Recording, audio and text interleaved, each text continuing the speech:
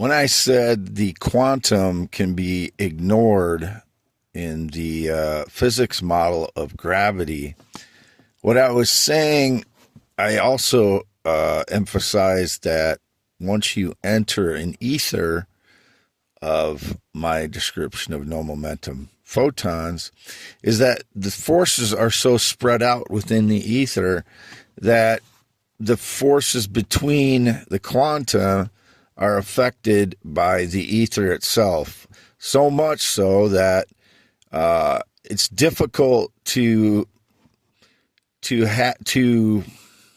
model the effect of gravity within the ether when you're talking about quanta, because the ether itself is going to have an effect on the gravitational forces once that photon enters our atmosphere, and the ether that I've proposed is more concentrated the closer you get to the surface of the Earth.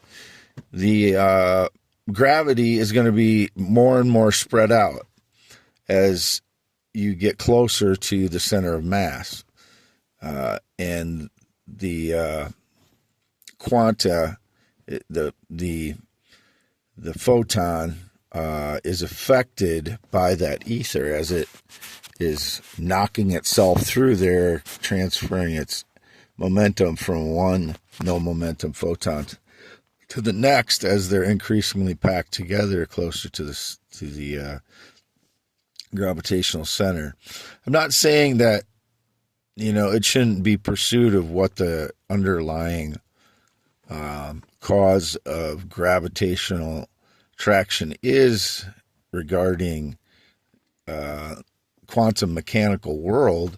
I'm saying is that the ability for us to understand it at the quantum level gets increasingly more difficult once one enters that ether, and it becomes more and more packed together as those no momentum photons are packed tighter and tighter together as you get closer to the center of mass.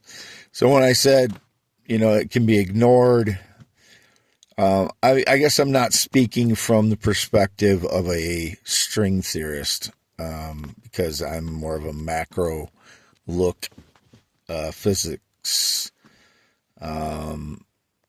analyst. I'm looking for the solutions to problems, solutions to the big problems that exist. What is gravity? Why does light behave the way it does?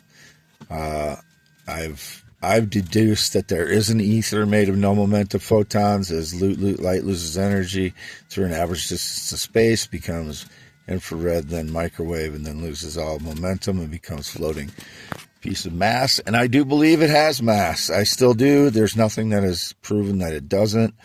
The only proof that photons did not have mass was the fact that they were measuring, that from the origin of the photon, that there was no mass lost from the origin. Well, if there's an ether that it originated from, it's knocking its momentum from one of those packed in no momentum photons to the next one. So it is not transferring the mass anywhere. It is just transferring the energy from one to the next, and there is no mass gained at the end of its its path that can be measured.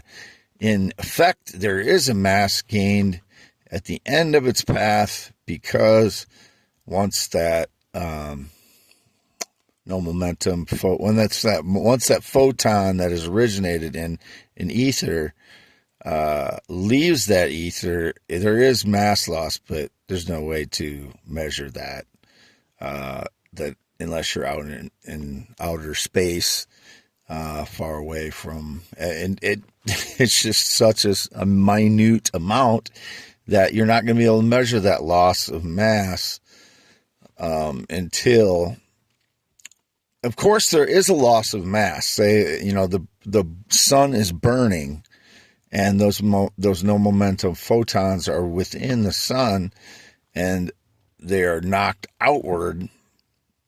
And there's a constant, regrouping of no momentum photons into the sun because the sun is the center of mass, but at the same time it's pushing those out, and there's a loss of mass, and eventually stars burn out, and that's how they lose their mass, is that through radiation, whether it's light or other forms of radiation, microwave or whatever it is, gamma bursts, or whatever their way of losing energy is. Mostly electromagnetic radiation that is coming off the sun. That is how it is losing its mass.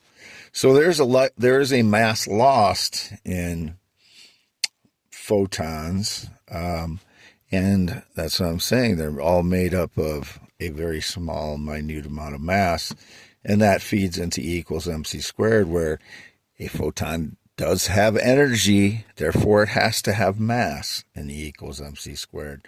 And I understand their complex explanation of how you can do it without that, but it doesn't make any practical sense, and it makes more sense to say that the photon does have mass, and it is transferring its energy from one no momentum photon to the next when it's in an ether. And I believe that ether that we all live and work in and do everything in, and I'm getting criticized for not working as I'm getting hit with energy attacks for 7+ weeks, and I've had 1 week to recover from them, plus all of the PTSD I've had to deal with everything that happens in my life, stage lies and people stealing things from me, and then I get criticized that I'm not getting anything done. But I'm working in that same ether as everybody else, and that ether spreads out all of the gravity that quantum mechanics experiences, and if it's not being accounted for, which is you have to look at it from the perspective of there being an ether there in order to understand some of the things that are happening in amongst the quantum mechanics. And the fact that we can't see quanta, we can't see photons, we can't see electrons, etc., we can't see how they behave, it's going to be very difficult to understand gravity at that level when you can't observe it and at the speed that world exists. And that's why I said it could be ignored. But I'm not looking at it from the perspective of a string theorist or somebody like that. That is not my